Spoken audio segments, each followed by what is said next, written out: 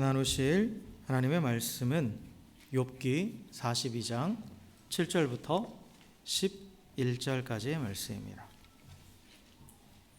욥기 42장 7절부터 11절까지의 말씀. 우리 한 절씩 교독합니다. 여호와께서 욥에게 이 말씀을 하신 후에 여호와께서 대만 사람 엘리바스에게 이르시되 내가 너와 내 두 친구에게 노하나니 이는 너희가 나를 가리켜 말한 것이 내 종 욥의 말같이 옳지 못함이니라.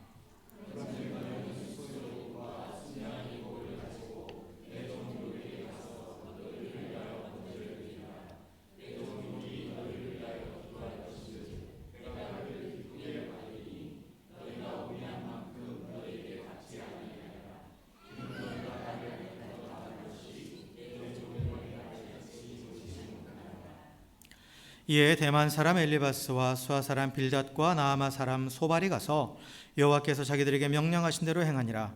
여호와께서 욥을 기쁘게 받으셨더라.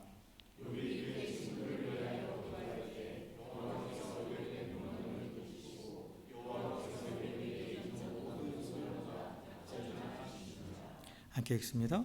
이에 그의 모든 형제와 자매와 이전에 알던 이들이 다 와서 그의 집에서 그와 함께 음식을 먹고 여호와께서 그에게 내리신 모든 재앙에 관하여 그를 위하여 슬퍼하며 위로하고 각각 캐시타 하나씩과 금고리 하나씩을 주었더라. 아멘, 아멘. 할렐루야, 할렐루야. 네, 우리 옆에 계신 분하고 이렇게 인사하겠습니다. 주의 사랑으로 사랑하고 축복합니다. 이렇게 인사하겠습니다. 네.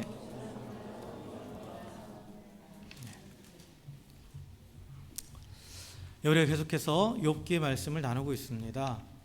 원래 두 번으로 끝날 이 욥기 말씀이 두 번을 이렇게 1장과 그 다음에 마지막 장을 가지고 이렇게 한 번씩 나누려고 했던 말씀이 어느덧 이제 네 번째 시간이에요.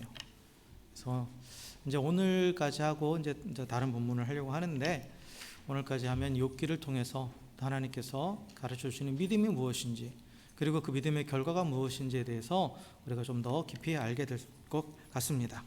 자, 우리가 욥기의 내용을 다시 한번 쭉 정리해 보면, 욥기 1장에서 사단이 하나님께 뭐라고 주장하죠?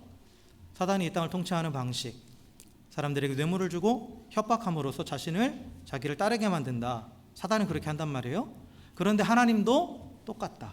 사단이 그렇게 하는 거죠. 하나님도 자기 말을 잘 듣는 사람한테는 뇌물을 주고 또 말 안 듣는 사람들은 협박해가지고 하나님을 경외하게 한다 라고 그렇게 주장을 해요. 그때 하나님께서 아니다, 나의 통치는 너의 통치와 다르다 라고 그렇게 말씀하시면서 그 증거로 욥을 가리키죠. 욥을 봐라, 욥은 순전한 마음으로 나를 경외하는 자다 라고 그렇게 말씀을 하세요. 그때 이제 사단이 반박을 하죠. 뭐라고 반박합니까? 욥이 하나님을 경외하는 이유는 하나님이 그에게 복을 주셨기 때문이다. 만약 그 복을 걷어간다면 욥은 하나님을 저주할 것이다. 하나님을 버릴 것이다.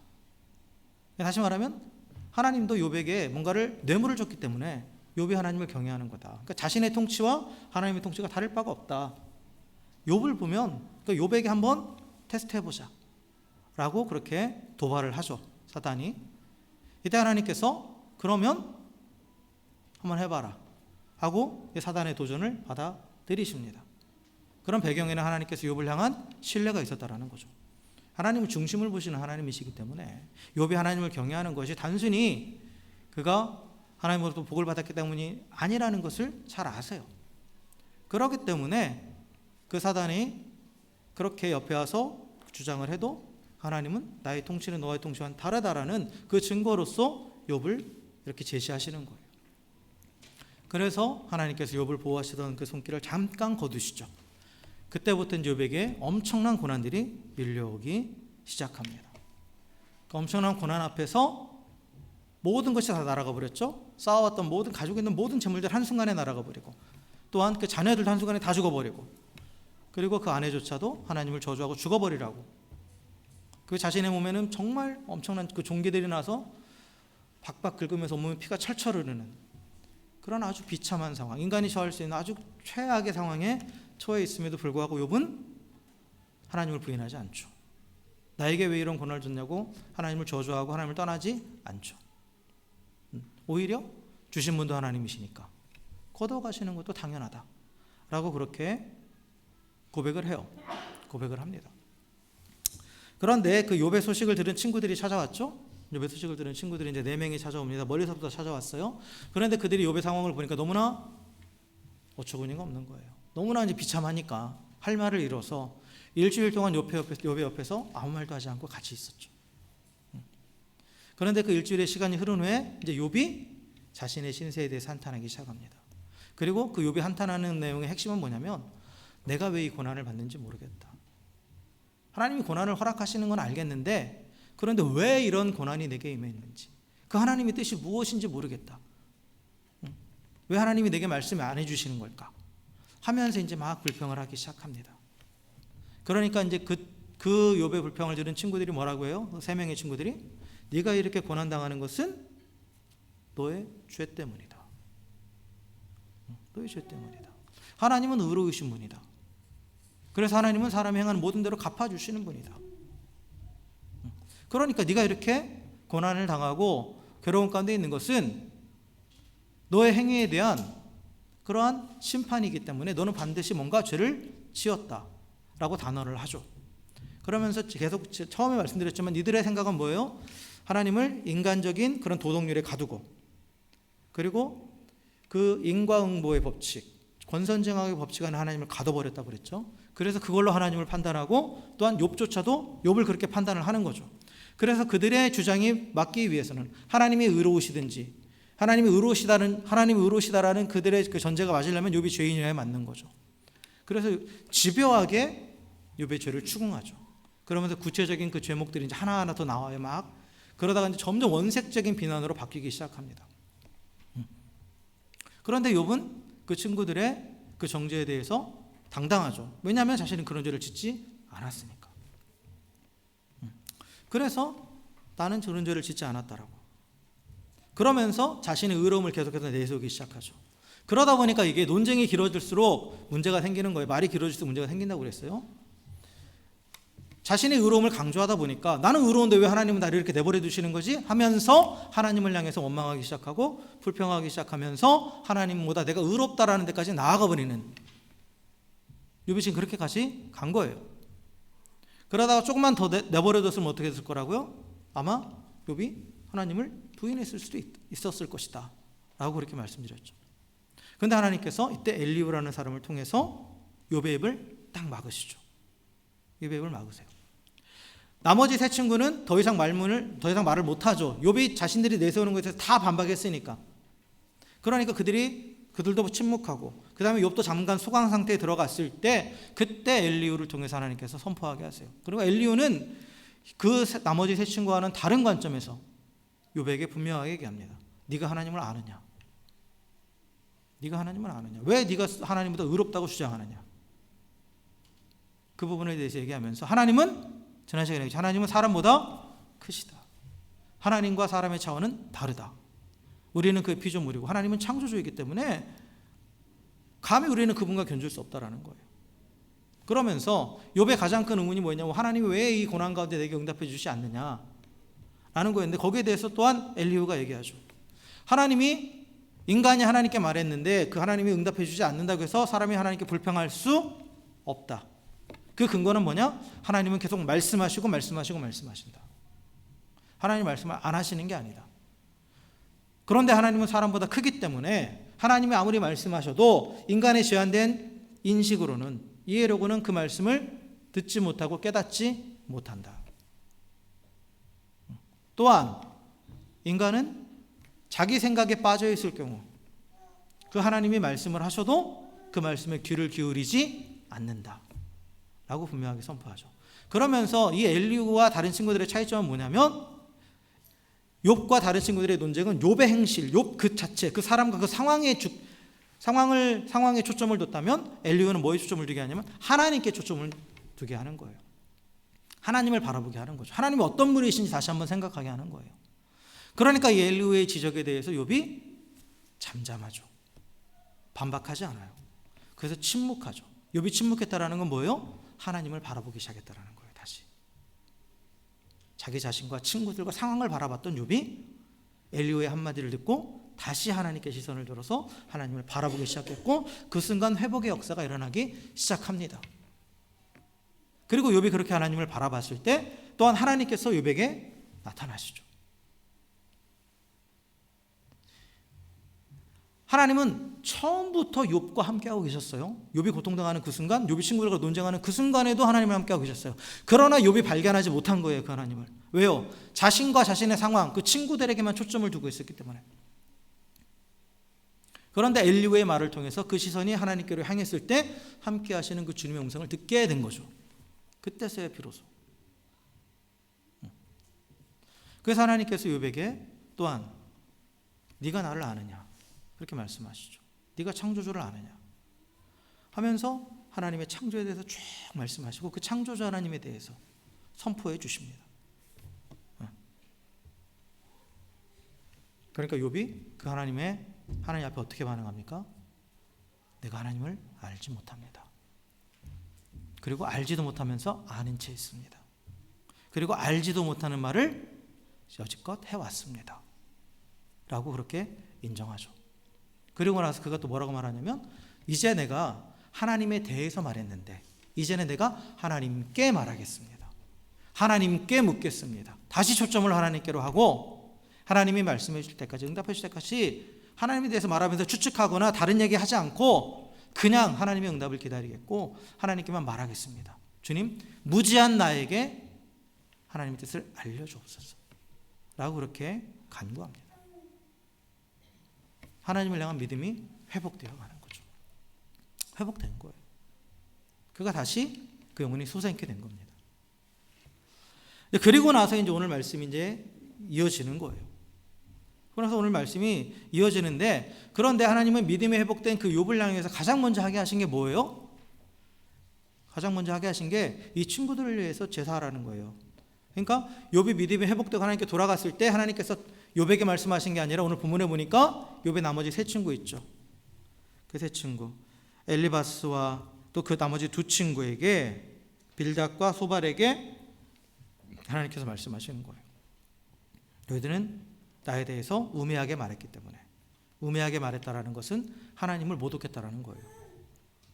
하나님은 인간의 수준으로 끌어내리고 사단의 통치와 하나님의 통치를 동일시하고 하는 하나님의 신성을 모독했기 때문에 하나님은 내가 너에게 분노했다, 진노했다. 그러나 너희들이 욥을 통해서 제사를 지내고 욥이 기도하면 내가 너에게 그것을 갚지 않겠다. 용서해 주겠다라는 거죠. 용서해 주시겠다라고 그렇게 말씀을 하십니다. 자, 그런데 여기에 보면은 이제 표현이 좀 이상한 표현이 나와요. 8절에 보면 중간에 이제 번제를 드리라 하고 나서 내 종 욥이 너희를 위해서 기도할 것인즉 내가 그를 기쁘게 받으리니라는 표현이 나오죠. 그죠? 그러니까 하나님께서 지금 하시는 말씀 뭐냐면 욥이 친구들을 위해서 기도하면 그들을 위해서 제사를 지내 번제를 드리고 그리고 그들을 위해서 기도하면 하나님께서 누구를 받으신다? 욥을 기쁘게 받으시겠다라는 표현이 나와요. 욥을 기쁘게 받으시겠다. 그리고 9절에도 또 이런 표현이 나옵니다. 이제 9절에 보면 그 세 친구가 이게 욥에게 가서 여호와께서 자기들에게 명령하신 대로 행하니라. 그리고 나서 나오는 표현이 뭐냐면 여호와께서 욥을 기쁘게 받으셨더라라는 표현이 나와요. 욥을 기쁘게 받으셨다라는 거예요. 그러니까 욥이 친구들을 위해서 제사하고 기도했더니 하나님께서 욥을 기쁘게 받으셨다라는 거예요. 이 부분에 우리가 좀 주목을 하려고 합니다. 분명히 하나님께서는 그 친구들의 우매함으로 인해서 그들이 하나님 앞에 제사하고 또한 욥이 그들을 중보하는 입장에서 그 제사를 지내라고 했어요. 그러니까 이게 지금 보면 구약의 제사제도는 어떻게 되냐면 누군가가 죄를 지었어요. 범죄했어요. 그러면 그 범죄한 사람이 제물을 가지고 가요. 그래서 그 제물을 가지고 가서 누구에게 가냐? 제사장에게로 나아갑니다. 제사장으로 나가요. 그래서 그 제사장을 통해서 제사를 드려요. 그럼 제사장은 또한 그를 위해서 복을 빌어줘요. 그러면 하나님께서 그 제사를 받으시고 그 사람의 죄를 용서하시고 그를 받아주시는 거예요. 그러니까 여기서도 이 제사가 지금 원래 우리가 알고 있는 그 제사의 패턴대로 진행된다면 하나님께서 욥을 기쁘게 받으셨다가 아니라 하나님이 그 세 친구들을 죄를 사해 주시고 그들을 받아주셨다. 이런 식으로 돼야 맞는 거란 말이에요. 그런데 오늘 이 성경 말씀은 욥을 기쁘시게 받으셨다라는 표현이 계속 나와요. 계속 나옵니다. 그래서 내가 그를 기쁘게 받으리라는 이게 원어적인 의미는 내가 그를 기쁘게 들어올릴 것이다. 내가 그를 기쁘게 들 것이다. 여기서 들어올린다는 그 얼굴을 들어올린다는 뜻이에요. 얼굴을 들어올린다. 이거는 그를 인정한다는 뜻입니다. 그래서 영어 성경을 보면 어떤 번역본들은 쉽게 번역한 분들은 이 부분에다가 내가 그를 기쁘게 받을 것이다 라는 표현 앞에 그의 기도를 기쁘게 받을 것이다 라고 그렇게 기도리라는 말을 집어넣어놨는데 사실 원어상은 그런 표현이 없어요. 원어는 정확하게 욥을 가리킵니다. 내가 욥을 기쁘게 받겠다. 내가 욥을 인정해 주겠다. 내가 욥을 들어 올리겠다 라는 그런 표현입니다. 그래서 10절에도 보면 그 결과가 나와요. 욥이 그의 친구들을 위해 기도할 때 여호와께서 욥의 곤경을 돌이키시고 여호와께서 욥에게 이전 모든 수혜보다 갑절이나 주셨다. 그러니까 욥이 친구들을 위해서 기도한 결과가 욥이 회복되고 욥이 갑절의 복을 받는 거였어요. 그죠? 이게 지금 무슨 의미인가? 왜 여기에 이런 말씀이 나왔고, 그리고 욥이 제사를 지내는 거, 그래 친구들이 잘못했으니까 제사를, 또 욥이 하나님이 인정하시는 사람이니까 욥이 제사를 드려줄 수 있는데 왜 그 제사를 통해서 하나님 욥을 기쁘게 받으신다고 하는가? 오늘 여기에 좀 초점을 두려고 그래요.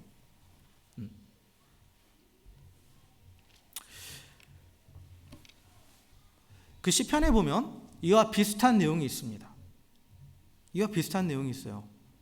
자, 시편 35편 11절부터 13절에 보면 다윗의 시인데, 불의한 증인들이 일어나서 내가 알지 못하는 일로 내게 질문하며 내게 선을 악으로 갚아 나의 영혼을 외롭게 하나, 내가 그들이 병들었을 때 굵은 베옷을 입으며 금식하여 내 영혼을 기롭게 하였더니 내 기도가 내 품으로 돌아왔도다 라고 되어 있죠. 이게 지금 욥이 지금 이 오늘 읽은 본문의 상황과 똑같은 상황이에요. 뭐냐면 불의한 증인들이 일어났다. 지금 욥의 친구들이 불의한 증인들이잖아요. 그렇죠? 욥을 계속 정죄하잖아요. 죄도 안 지었는데. 그래서 욥이 알지 못하는 말을 막 계속했단 말이에요. 그래서 욥이 영혼이 괴로웠죠. 외롭고 괴로웠죠. 친구들도 막 자기를 비난하고 정죄하고 하니까. 그런데 지금 오늘 이 시편 기자도 뭐래요? 그들이 병들었을 때 내가 그들을 위해서 기도했다라고 되어 있죠. 욥이 지금 자신이 대적하는 그 친구들, 욥이 나중에 이 친구들을 뭐라고 표현하냐면 재앙을 가져오는, 재난을 주는 위로자라는 표현을 썼어요. 위로한답시고 와가지고 자신에게 재난을 줬다고. 원수라는 거예요, 원수. 이 원수 같은 친구들을 위해서 하나님께 제사를 지내고 기도했더니 하나님이 욥을 기쁘게 받으셨다. 그 복이 누구한테 돌아온 거예요? 욥에게 돌아왔다라는 거예요. 욥에게 돌아왔다라는 거죠.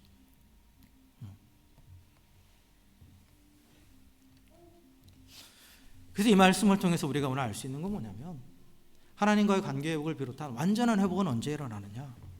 바로 나를 대적하는 원수를 용서하고 그를 위해 기도할 때 일어난다라는 거예요. 욥기의 마무리는 욥이 완전한 회복이잖아요.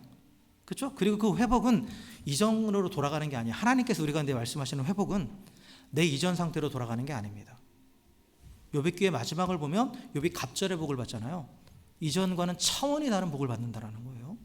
그에 대해서 좀 이따 설명을 드릴 거예요.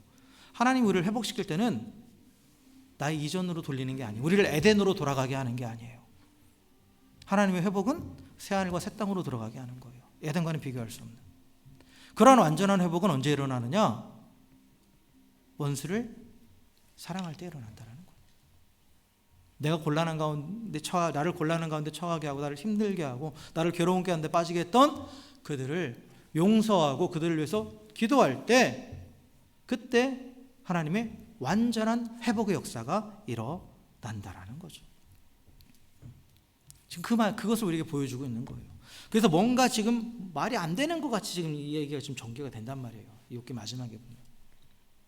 그러니까 하나하나 뜯어보면 그 원리를 우리 가운데 가르쳐 주고 계신다라는 거죠. 욥은 지금 다 모든 것을 잃어버리고 완전히 피폐한 상황이었잖아요. 그런데 하나님을 만났어요. 그리고 하나님께서 그를 회복시켜 주시는데 그 회복된 이후의 모습은 그 이전과는 비교할 수 없는 엄청난 것을 누리게 된단 말이죠. 그런데 그 사이에 뭐가 있었느냐? 그 친구들을 위해서 제사하고 이 친구들을 위해서 자신을 대적했던, 자신을 원수처럼 여겼던 이 친구들을 위해서 기도하는 그 일이 있은 이후에 이런 완전한 회복이 일어났다라는 거예요. 그래서 원수를 사랑하는 것, 즉 용서와 원수를 위해서 복을 비는 것이 하나님의 완전한 회복을 위한 회복을 받게 되는 그러한 비결이에요.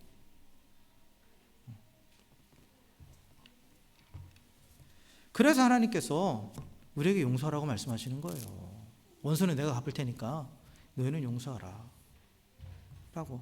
구약 성경도 원수 갚는 거에서 말하지 않아요. 여러분, 구약 성경에는 원수를 갚으라겠다고 착각하죠.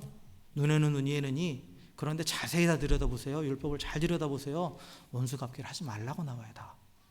구약의 하나님과 신약의 하나님이 다른 하나님이 아니에요. 똑같은 하나님이에요. 근데 눈에는 눈, 이에는 이해가 담겨있는 의미는 뭐라고 그랬어요? 보복을 하더라도, 너희의 죄된 속성 때문에 보복을 하더라도 네가 받은 것 이상으로 갚지 말라 이거예요. 그럼 받은 것 이상으로 갚지 않으려면 사실 원수 갚지 않아야 그렇게 돼요. 여러분, 그런 경험 안 해보셨어요? 보복하다 보면 어떻게 돼요? 내가 했던 것보다 더 나가요. 다 항상 티격태격하면서 싸우는 것들 보면 그렇잖아요. 응? 친구 옆에서 툭 때렸어. 너 와 때려 하면서 또 때려요. 그럼 그 친구는 뭐라고 그래요? 내가 그렇게 세게 때렸어? 또 이렇게, 이게 안 끝나죠? 동일한 양으로 갚아주는 건 불가능합니다. 불가능해요. 그래서 구약에서도 일관의 원칙은 원수 갚지 말라예요. 하나님이 갚아주신다예요. 이스라엘 백성이 원수를 갚아주실 때 하나님이 갚아주신다고 하면서 그들을 통해서 하나님 원수를 갚아주신 거지 사적으로 원수를 갚은 게 아니에요. 그래서 하나님께서 원수를 갚아주시고 그리고 원수를 용서하라 하신 이유는 그래야만이 그 하나님 안에서의 풍성한 은혜를 누릴 수 있기 때문입니다. 온전한 회복이 일어나고 풍성한 은혜를 내릴 수 있기 때문이에요. 예수님도 이렇게 말씀하셨죠. 예수님도 산상수훈을 통해서, 산상투훈의 말씀은 뭐라고 그랬어요? 우리가 이렇게 하나님 나라 백성이 되는데 이게 아니라 너희는 하나님 나라 백성이다. 하나님 나라가 시작됐다. 그러니까 너희는 이렇게 살아야 된다 라고 선포해 주시는 거예요. 그래서 하나님 나라 백성은 이웃뿐만 아니라 원수도 사랑한다고. 마태복음 5장 44절에 45절에 보면 나는 너희에게 이르노니 너희 원수를 사랑하며 너희를 박해하는 자를 위하여 기도하라. 왜냐? 이같이 한즉 하늘에 계신 너희 아버지의 아들이 되리니 이는 하나님의 그 해를 악인과 선인에게 비추시며 비를 의로운 자와 불의한 자에게 내려 주심이라 라고 이렇게 말씀하고 있어요. 우리가 원수를 갚지 말아야 되는, 이 원수를 사랑해야 되는 이유는 뭐냐? 하나님이 그렇게 하시기 때문이라는 거예요. 하나님이 악인과 의인에게 해를 비추고 의로운 자와 불의한 자에게 비를 내려주신다. 이건 뭐냐면 하나님을 원수 삼은 인간들, 모든 인간들은 죄인으로서 하나님을 거부했잖아요. 하나님 스스로가 원수가 된 거예요. 하나님을 대적하면서. 그런데 하나님께서 이 세상을 만드실 때는 인간을 위해서 만드셨단 말이에요. 그리고 하나님 안에 관계 안에서 그 모든 걸 누리게 하셨어요. 그렇다면 그 관계에서 벗어난 인간들에게는 하나님 햇빛도 주시면 안 돼요. 비도 내려주시면 안 돼요. 죄인에게는. 그런데 하나님은 어떻게 하세요? 모두에게 동일하게 햇빛을 주시고 모두에게 동일하게 비를 내려주시죠. 살아갈 수 있게 해주신다라는 거예요. 이게 복을 주시는 거예요. 모두에게. 하나님이 그렇게 하신다 이거예요. 그리고 또한 하나님은 그 죄인들을 용서하시죠. 어떻게 하심으로? 자신의 아들을 내어주심으로 용서하셨죠. 그래서 그 원수를 사랑하는 그 모습이 곧 하나님의 아들이라고 인정받는다. 즉 하나님을 닮은 자라면, 하나님의 자녀라면 하나님을 닮아야 되는 거죠. 부모와 자녀의 관계는 뭐로 할 수 있는 거예요? 외모가 닮고 성격이 닮고 하는 행동에 닮는 거예요. 부모가 하는 패턴을, 행동의 패턴을 그대로 자녀들은 따라하죠. 좋은 것이든 나쁜 것이든. 그러니까 하나님이 이렇게 하신다 이거예요. 하나님이 이렇게 하신다. 하나님은 원수에게도, 당신을 원수, 하나님을 그렇게 대적하는 자들에게도, 그런 악인에게도 동일하게 은혜를 베풀어 주신다. 사랑해 주신다. 그러니까 너희가 하나님의 자녀라면, 이 하나님 나라에서 하나님의 자녀가 됐다면 당연히 하나님이 하신 대로 너희도 행해야 된다. 그렇게 말씀하시는 거죠. 그러니까 예수님께서 왜 우리가 원수를 사랑해야 되는가에 대한 그 당위성을 우리에게 설명해 주시는 거예요. 그러면 우리가 하나님의 자녀로서 기쁘게 받아들여지는 거죠. 그럼 하나님의 자녀로서 기쁘게 받아들여졌다라는 건 뭐예요? 하나님과의 관계 안에 있다라는 거예요. 그럼 하나님 안에 있으면 어떻게 되는 거예요? 회복의 역사가 일어나고 계속해서 채워지는 거죠. 완전한 회복을 주시는 분은 하나님이거든요. 회복은 언제 일어나느냐? 하나님 안에 있을 때 일어나는 거예요. 그래서 이전과는 다른 차원의 은혜를 누리게 되는 겁니다. 그래서 원수를 사랑하라 라고 말씀하신 거예요. 그리고 원수를 사랑하는 방법으로 제시하시는 게 두 가지입니다. 용서하는 것과 그를 위해서 기도하는 거예요. 용서한다라는 게 뭐죠? 용서의 개념이 뭐라고 그랬어요? 자, 내가 너의 죄를 봐줄게. 그래, 그냥 넘어가 줄게. 이게 용서예요? 이런 용서는 오래 못 가요. 용서의 개념을 정확하게 아셔야 돼요. 여러분, 왜 용서 못해요? 내가 사람을 용서하기로 생각했다가 근데 그 사람을 보면 용서가 안 돼. 왜? 뭐 때문에? 저 사람이 나한테 손해를 끼쳤기 때문에 그런 거지. 그 손해가 생각나니까. 정신적인 손해든 물질적인 손해든 아니면 어떤 육체적인 손해든 나에게 해를 가한 사람이 원수 아니에요. 그러니까 그 손해가 생각나니까 용서가 안 되는 거예요. 용서라는 건 뭐냐? 그 손해를 내가 받아들이는 거예요.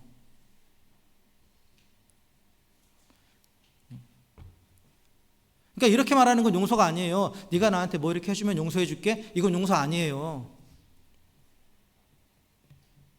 네 하는 거 봐서 이건 용서가 아니에요. 용서는 그냥 그 사람이 나에게 손해 끼친 거, 나를 힘들게 했던 거 그냥 내가 다 안고 가는 거예요. 하나님의 용서가 그거예요. 하나님 우리를 어떻게 용서해 주셨어요? 인간이 지은 죄에 대해서 그 죄의 대가를 하나님이 안고 가셨죠. 하나님이 안고 가셨어요. 그래서 자기 아들을 내주셨잖아요. 그 죄의 대가로. 그 죄의 값을 하나님이 지불하셨죠. 그러니까 내가 받은 그 손해를 내가 안고 간다는 것은 상대방이 나에게 지은 그 손해, 그 값을 내가 지불하겠다라는 거예요. 그게 용서예요. 그게 용서입니다. 그리고 또한 그 원수를 위해서 기도한다는 건 뭐예요? 그를 위해서 복을 빌어주는 거예요. 그의 유익을. 그의 유익을 구하는 거예요.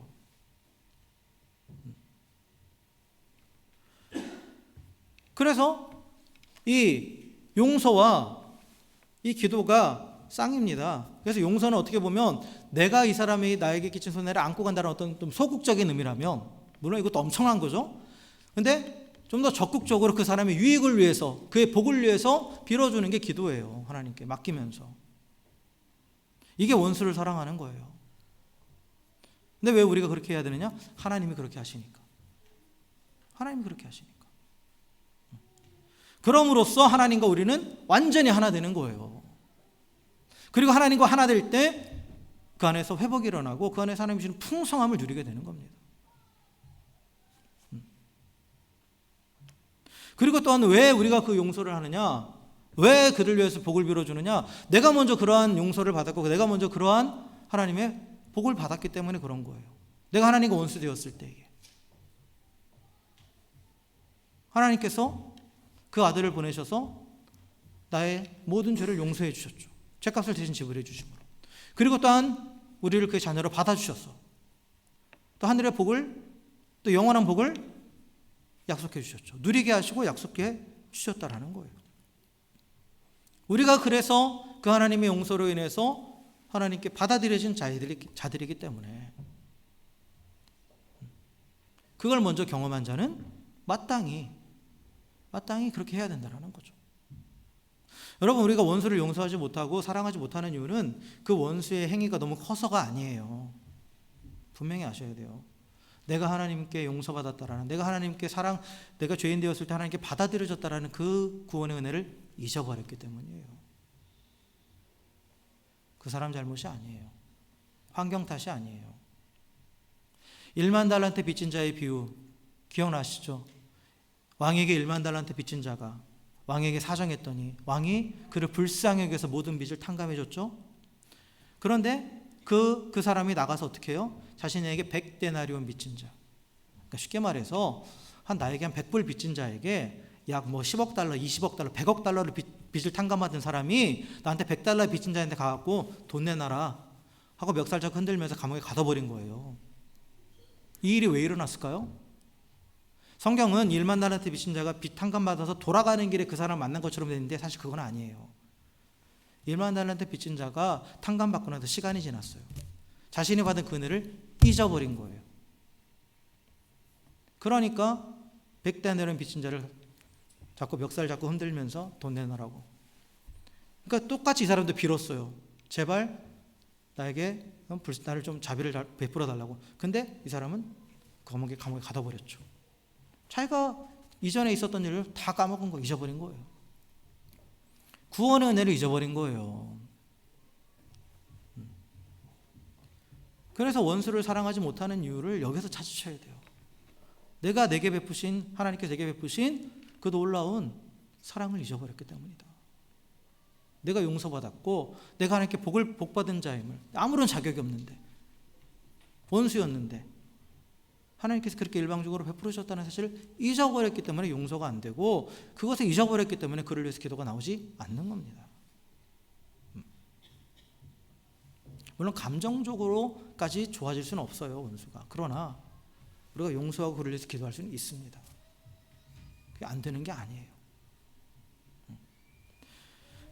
그래서 원수를 용서하고 그를 위해서 기도하는 것은 나의 정체성이 하나님을 닮은 하나님의 자녀라는 사실을 분명하게 나타내는 거예요.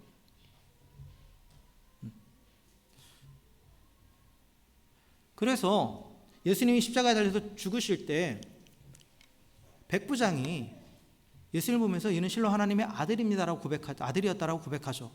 근데 그 고백하기 전에 예수님께서 하신 말씀 가운데 중요한 게 있어요. 뭐냐면 누가복음 23장 34절에 아버지여 저들을 사하여 주옵소서. 자기들이 하는 것을 알지 못함이니이다.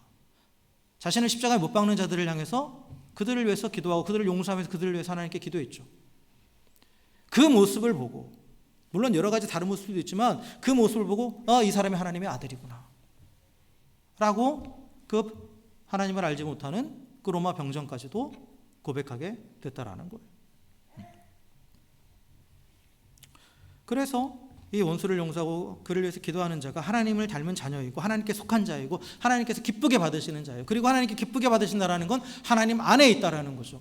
그러니까 그 안에서 또한 놀라운 회복의 역사가 일어나는 거예요. 회복의 역사가, 치유가 일어나는 거예요. 그리고 나가서 더 풍성한 은혜를 누리게 된다는 거죠. 그래서 오늘 말씀해 보면 욥이 그 친구들을 용서하고 그들을 위해서 위로하고 나서 이어진 게 뭐예요? 하나님 욥을 기쁘게 받으셨고 그를 회복시키시고 그 다음에 어떻게 해요? 갑절의 복을 주셨다라고 나오죠. 우리 읽지 않았지만 뒤에 부분에 갑절의 복을 주셨다라는 거예요. 자, 그런데 여기서 또 하나 짚고 넘어가고 싶은 게 있어요. 욥이 이전보다 갑절의 복을 받았습니다. 그래서 진짜 문자 그대로 보면 다 정확하게 2배씩이 나와요. 그런데 이 갑절의 복을 받았다는 게 어떤 의미일까요? 왜 욥이 갑절의 복을 받았을까요? 왜 하나님께서 욥에게 이전보다 2배의 복을 주셨을까요? 욥이 고난을 잘 견뎌서 그 고난에 대한 대가로, 고난 중에서도 하나님을 경외했기 때문에 그에 대한 보상으로 주신 거예요?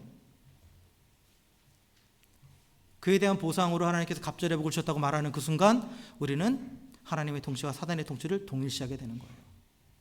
욥기의 죄는 그게 아니라는 거죠. 하나님은 보상을 통해서 우리를 다스리는 분이 아니라는 거예요. 그럼 우리는 이걸 어떻게 해석해야 될까? 이 부분은 어떻게 해석해야 되느냐라고 했을 때, 자, 쭉 고난의 상황을 겪고 나서 욥이 하나님께 고백하는 게 있어요. 뭐 여러 가지 대화를 통해서, 그리고 또 하나님과의 대화를 통해서 욥이 깨닫고 나서 고백하는 말이 욥기 42장 5절에 보면 욥이 이렇게 말합니다. 내가 주께 대하여 귀로 듣기만 하였사오나 이제는 눈으로 주를 배움나이다 라고 말하죠.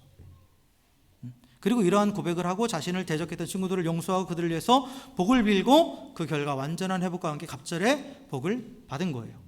그렇다면 이 모든 것을 연결해 봤을 때 욥이 갑절의 복을 받은 이유는 뭐냐? 그가 하나님을 온전히 알게 되었기 때문이에요. 그리고 그 하나님을 온전히 알게 됐기 때문에 그 친구들을 용서하고 그들을 위해서 복을 빌어줄 수 있었어요. 그리고 나서 그 결과로 그 이후에 이 갑절의 복을 받았다라는 거예요.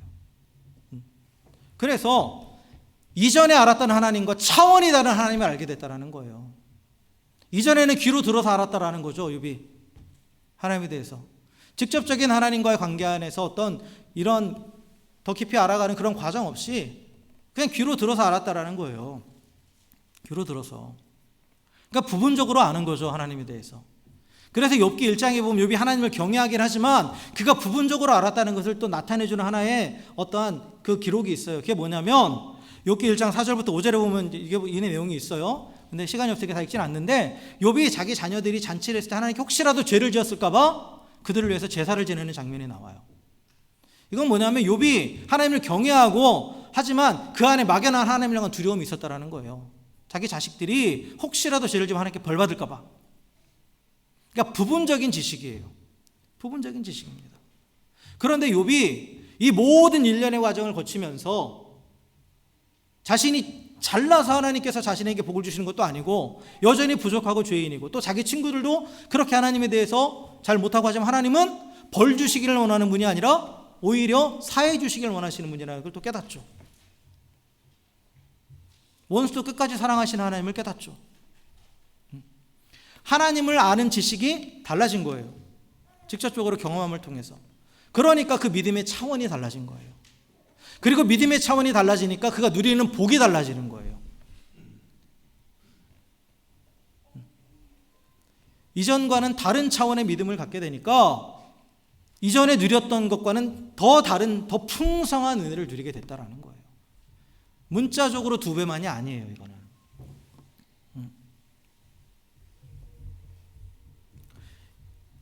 하나님은 우리에게 은혜를 베풀어 주시는 분입니다. 우리의 믿음의 여부와 상관없어요. 믿지 않든 믿는 자에게든 동일한 은혜를 베풀어 주세요. 근데 믿는 자는 그 하나님의 은혜를 깨닫는 거죠. 근데 하나님의 은혜를 얼마만큼 깨달을 수 있느냐? 내가 하나님을 아는 만큼만 깨닫는 거예요. 하나님을 아는 그 차원이 달라지면 하나님의 은혜를 깨닫는 차원도 달라져요. 그러니까 욥이 귀로 듣고 알았던 그 하나님으로부터 누렸던 은혜와 눈으로 본 이후에 알면서 누리는 이 은혜가 다른 거예요. 그래서 차원이 다르다라는 거죠. 성경 그걸 갑절이라는 표현을 쓴 거예요. 2배의 표현을 2배라는 그런 문자적인 그 숫자로 그 카운팅을 한 거지만 이게 의미하는 바는 그게 아니라는 거예요. 고난을 견뎠기 때문에 2배의 보상을 받았다? 이게 아니라 욥이 귀로 듣는 신앙에서 눈으로 보는 믿음으로 바뀌었을 때 그가 누렸던 그 하나님의 은혜가 더 풍성해졌다는 거예요.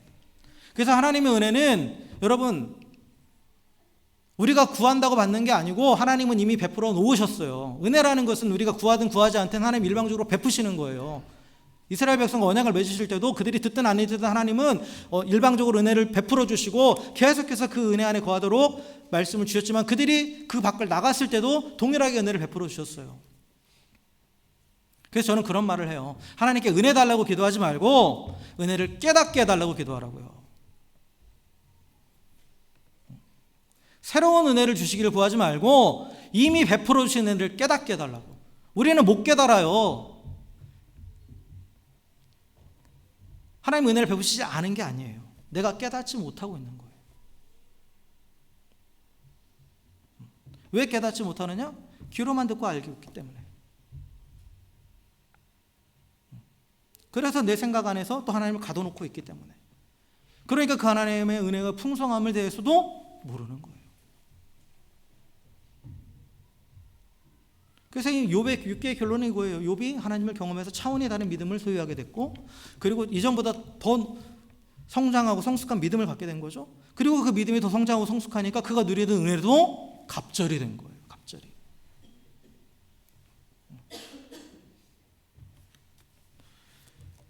그래서 우리가 하나님을 알아가야 되는 거예요. 알게 힘써야 되는 거예요.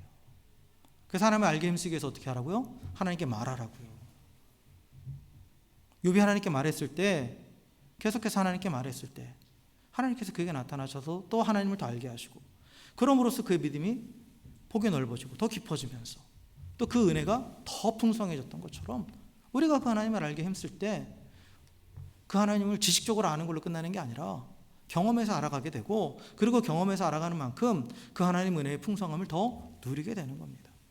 하나님, 우리가 하나님을 알고 그 은혜의 풍성함을 알기를 원하시는 분이에요. 이미 베풀어 놓으신 그 은혜를 제발 좀 알고 누리라고 말씀하시는 분이에요. 처음부터 하나님은 그랬어요. 그래서 이걸 우리가 더 알고 누릴 수 있도록 우리에게 누굴 보내주셨냐? 성령님을 보내주신 거예요. 이제 이 성령님을 통해서 우리가 하나님께 나가서 기도하고 하나님을 더 알아가기 힘쓸 때 우리가 성령님을 통해서 또 하나님을 인격적으로 경험하게 되고 그러한 만큼 더 그 하나님의 은혜가 얼마나 크고 넓고 놀라운지를 깨닫게 되는 겁니다. 바울이 에베소에서 이걸 얘기했어요. 에베소서 1장 17절부터 19절에 보면 이게 에베소 교회를 위한 바울의 기도예요. 그런데 그가 어떻게 기도했느냐? 함께 읽어보겠습니다. 시작. 우리 주 예수 그리스도의 하나님 영광의 아버지께서 지혜와 계시의 영을 너희에게 주사 하나님을 알게 하시고 너희 마음의 눈을 밝히사 그의 부르심의 소망이 무엇이며 성도 안에서 그 기업의 영광의 풍성함이 무엇이며 그의 힘의 위력으로 역사하심을 따라 믿는 우리에게 베푸신 능력의 지극히 크심이 어떠한 것을 너희로 알게 하시기를 구하노라. 하나님께서 우리에게 성령님을 보내주셨다라는 거예요. 그 성령님을 통해서 우리의 마음의 눈을 열어주신다라는 거예요. 그럼으로써 다른 여러 가지 것, 한마디로 하나님의 은혜가 얼마나 큰지, 내 삶 가운데 역사하시는 하나님의 능력이 얼마나 크고 놀라운지를 알게 하시기 원하신다라는 거죠. 그래서 우리 안에 성령님이 계시는 거예요. 성령님은 돕는 자예요. 그걸 도와주시는 분이에요. 하나님을 더 알아갈 알 수 있도록. 하나님이 이미 당신을 보여주셨는데 우리 육신의 한계에 갇혀서 또는 우리의 미련함으로써 깨닫지 못하고 알지 못하는 것을 성령님께서 알게 해주신다라는 거죠.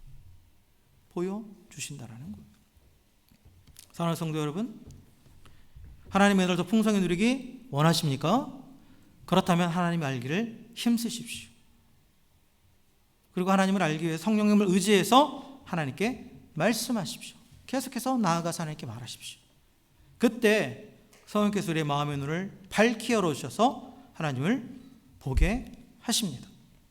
그리고 하나님을 볼 때 무엇보다도 가장 먼저 깨닫게 되는 건 뭐냐? 내게 베푸신 지극히 큰 구원의 능력과 그 은혜를 깨닫게 되고 또 누리게 주신 그 소망을 다시 한번 갖게 되는 거예요. 영생과 영원한 하나님의 나라에 대한 소망을. 내가 아직 죄인 되었을 때 곧 하나님과 원수 되었을 때에 자기 아들을 대속물로 삼으셔서 나를 용서하시고 자기 자녀 삼아주셔서 복을 주시고 영광스러운 기업을 약속하신 그 놀라운 은혜를 알게 되는 겁니다. 그래서 이 은혜를 깨달은 자는 내가 하나님의 자녀이기 때문에 하나님처럼 사랑하는 거예요. 하나님이 내게 하셨던 것처럼 원수까지 사랑하는 겁니다. 원수를 용서하고 그를 위해서 기도해요. 그러므로서 또 더욱더 하나님을 알게 돼요. 그리고 더 그 하나님의 은혜로 풍성히 깨닫고 더 누리게 되는 겁니다. 그래서 우리가 하나님을 아는 만큼 이웃을 사랑하게 되는 거예요. 그리고 이웃을 사랑하는 만큼 더 풍성한 은혜를 누리게 되는 겁니다. 그래서 욥이 이전에는 자신과 자기 가족만을 위해서 제사를 드리는 사람이었다면 이제는 자신을 대적하는 원수들을 위해서 제사하고 그를 위해서 기도하는 사람으로 바뀌었죠. 그렇죠? 자신과 주변에 머물고 있었던 그 사랑의 영역이 원수에게까지 확장되었어요. 그러니까 그가 누리던 은혜가, 그 복이 배가 되는 거예요.